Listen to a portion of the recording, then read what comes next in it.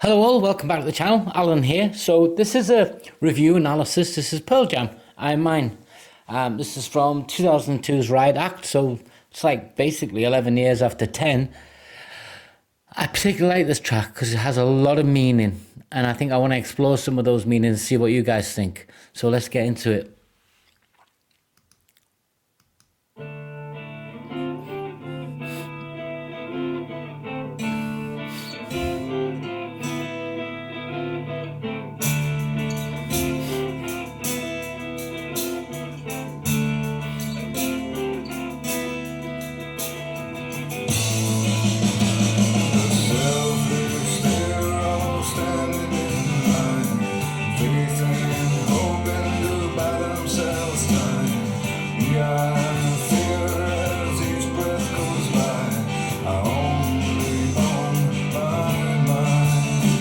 So that's verse 1. I'll pull it back so we can drift into verse 2. So the selfish, they're all standing in line, faithing and hoping to buy themselves time.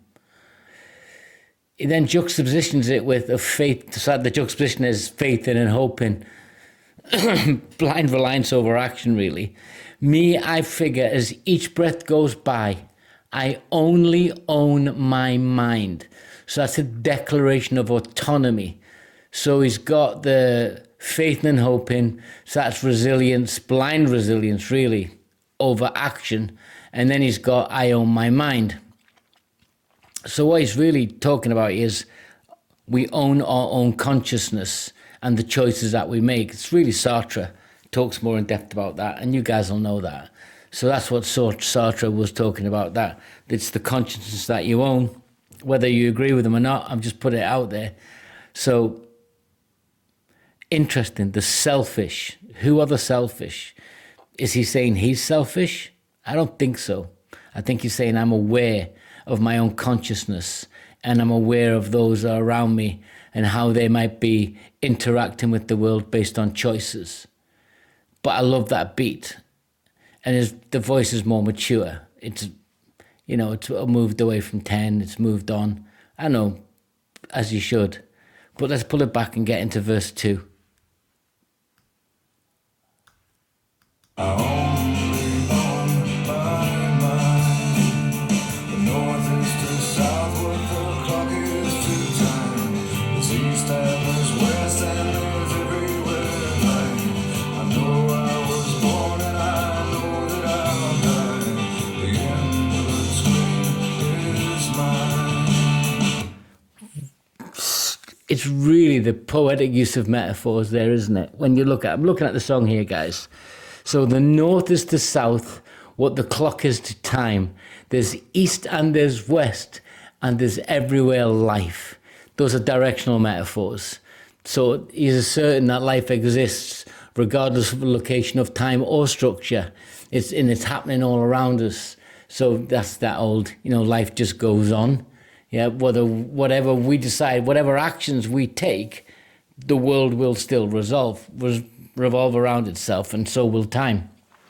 I know I was born, and I know that I'll die, and the in-between is mine. That's just ownership. It's existential ownership, really. We don't choose our birth or death, but the life in between is fully ours to define. Now, you can argue about that. Pragmatically, you can say, well, there are different affects that come into your existence that you can't control. If it rains, you go outside. Being slightly facetious there, but whether you agree with it or not doesn't matter. And that's Viktor Frankl. And Viktor Frankl you should read. He's Meaning Even in Suffering, Man's Search for Meaning. I've got that book. I Am Mine. That's a recurring theme we're going to hear throughout this song. Yeah, self-possession. It's a mantra, isn't it? You'll hear it. We all know the song, guys. But I love it. Love it. But it's also done to great music. So you can enjoy the song and it makes you think, or you can just listen and sort of just bathe in the nuance and the meanings within the song. If I'm wrong, I'm wrong. These are just my beliefs of what the meanings of what you're singing about, how I transcribe them to understand them. Pull it back a bit.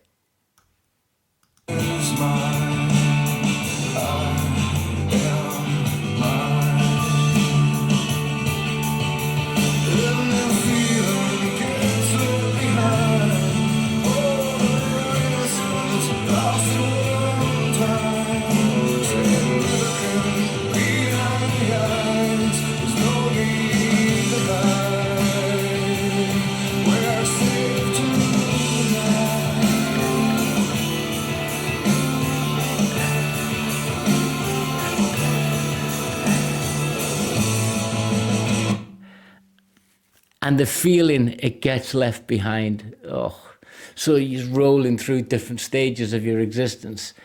All the innocence lost at one time. So he's basically lamenting on lost innocence there, really. And then he's talking about emotional detachment and the feeling it gets left behind. As you move on, the feeling gets left behind. Is he hinting at Jung's work around the shadow? By confirming what's repressed, the feeling gets left behind, you repress that. Oh. Because Eddie Vedder writes deep songs, they don't just write. A lot of the songs he writes, you have to search for the meaning as well as enjoying the stage. And I've seen them twice, and I've seen Eddie Vedder on his own. You guys will know that. I've talked about when I went to see him on his own. And it's just such joy. I know there are hundreds and thousands of bands that write like this, but I think he'll stand the test of time. What do you guys think? Do you think he'll stand the test of time? I think so.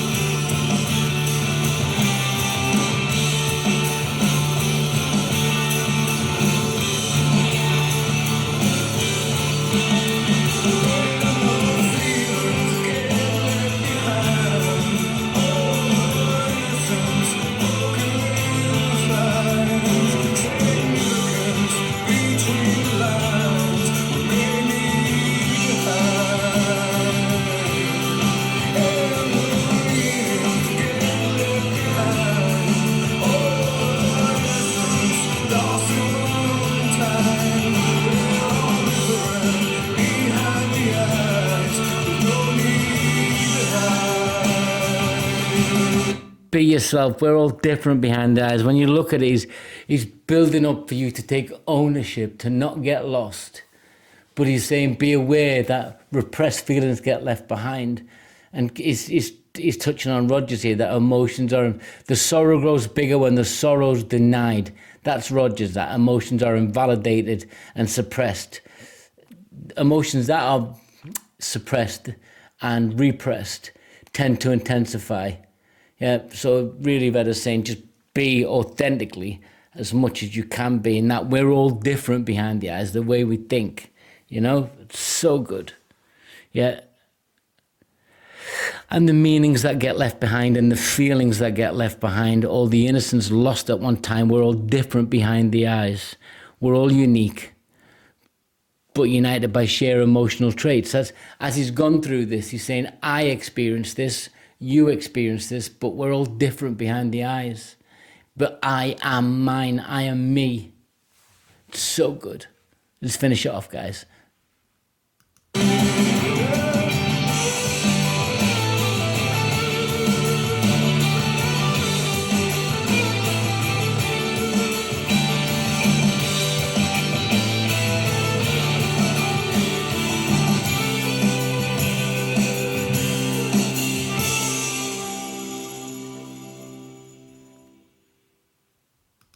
This was released post 9/11. Now, that's a raw subject. Pearl Jam have often been pushed and pulled politically. But for me, this track feels like an anchor. Yeah, it's promoting personal strength and reflection on the album itself, Riot Act. Really underscores about reclaiming when there's external chaos. Love it. What do you guys think? Let me know. Yeah, more Pearl Jam, there will be. Till next time, guys, subscribe. Really appreciate it. Be a playlist coming up at the end. See you later. Take care.